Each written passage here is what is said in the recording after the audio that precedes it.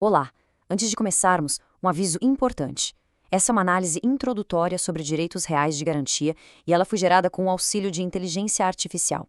E aí, pessoal? Hoje o nosso papo é sobre a teoria geral dos direitos reais de garantia. Pode parecer um nome complicado, mas a gente vai ver que é uma parte fundamental do direito civil, uma base para entender como muitas das nossas relações econômicas funcionam na prática. E para começar, vamos pensar num contraste bem forte.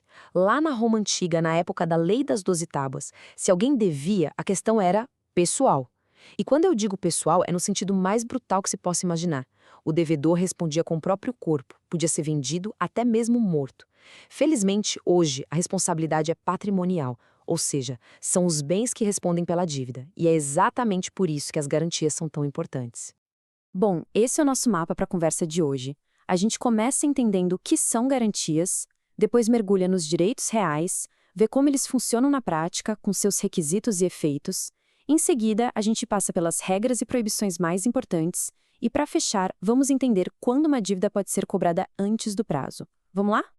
Então, primeiro ponto, o que são garantias? De um jeito bem simples, elas existem para dar mais segurança de que uma obrigação vai ser cumprida. Pensem na palavra credor. Ele crê, ele acredita que vai receber. Mas acreditar não é ter certeza, né? A garantia serve justamente para diminuir essa incerteza. Numa linguagem um pouco mais técnica, a garantia é esse instrumento jurídico que vai assegurar o cumprimento de uma obrigação. É a grande proteção que o credor tem caso o devedor não pague o que deve. É um verdadeiro pilar de segurança nas relações de crédito. E a gente pode dividir as garantias em basicamente três tipos. Na garantia pessoal, uma outra pessoa se compromete a pagar a dívida. É a famosa fiança, o aval. Já na garantia real, que é o nosso foco, não é uma pessoa, é uma coisa, um bem, que fica ali vinculado ao pagamento. É o caso do penhor e da hipoteca. E ainda existem as garantias híbridas, que são mecanismos dentro do próprio contrato, como uma cláusula penal, por exemplo. Certo, então agora vamos focar totalmente na garantia real.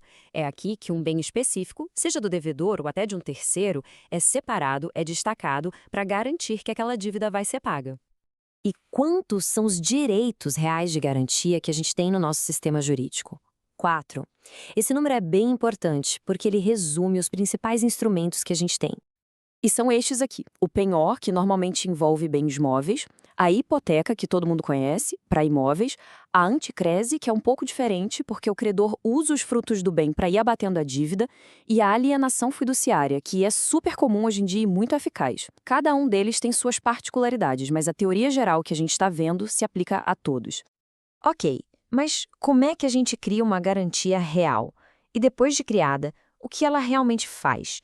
Quais são os superpoderes que ela dá para o credor? É o que vamos ver agora, os requisitos e os efeitos. Para uma garantia ser válida, ela precisa cumprir três requisitos básicos. O primeiro é o subjetivo.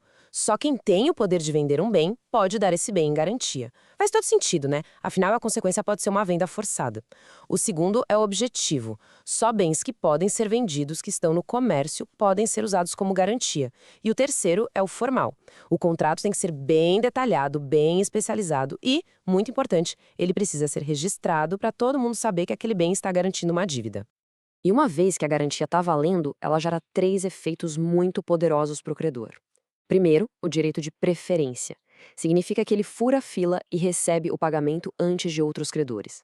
Segundo, o direito de sequela. Esse é incrível. Permite que o credor persiga o bem, não importa na mão de quem ele esteja. A garantia gruda no bem. E por último, a excussão, que é o direito de levar o bem a leilão judicial para poder receber o que é devido. Muito bem, agora que a gente já sabe como funciona, vamos ver as regras do jogo. Existem princípios e proibições bem claros que organizam o uso dessas garantias. E um dos princípios mais importantes é este aqui, o da indivisibilidade. O que isso quer dizer?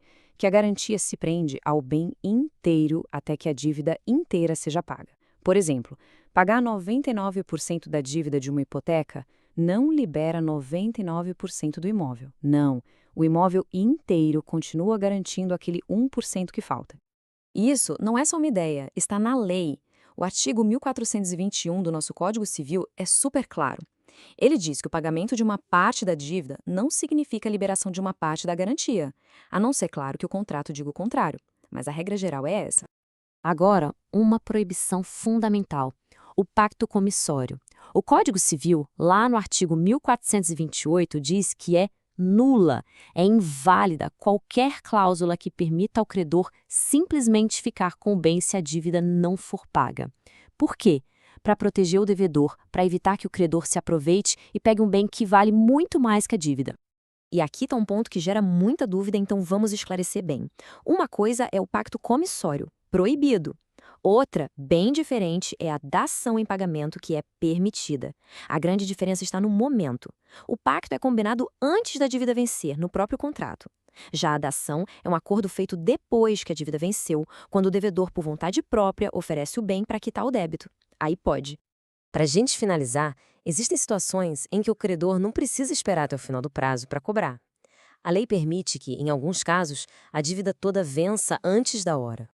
E quando isso acontece? Bom, se o bem que está na garantia se perde ou estraga, e o devedor não coloca outro no lugar, se o devedor entra em falência ou insolvência, se o devedor deixa de pagar as parcelas e o contrato prevê o vencimento antecipado, ou até se o governo desapropria o bem. Em todas essas situações, o risco do credor aumenta muito, e a lei dá a ele o direito de cobrar tudo de uma vez. E com isso a gente fecha essa visão geral. Fica aqui uma reflexão para a gente pensar. Será que esses mecanismos todos, que proíbem o credor de pegar o bem para si, mas dão a ele o poder de leiloar, conseguem criar um equilíbrio justo entre proteger o crédito e proteger o devedor? É uma balança delicada e é ela que movimenta grande parte da nossa economia.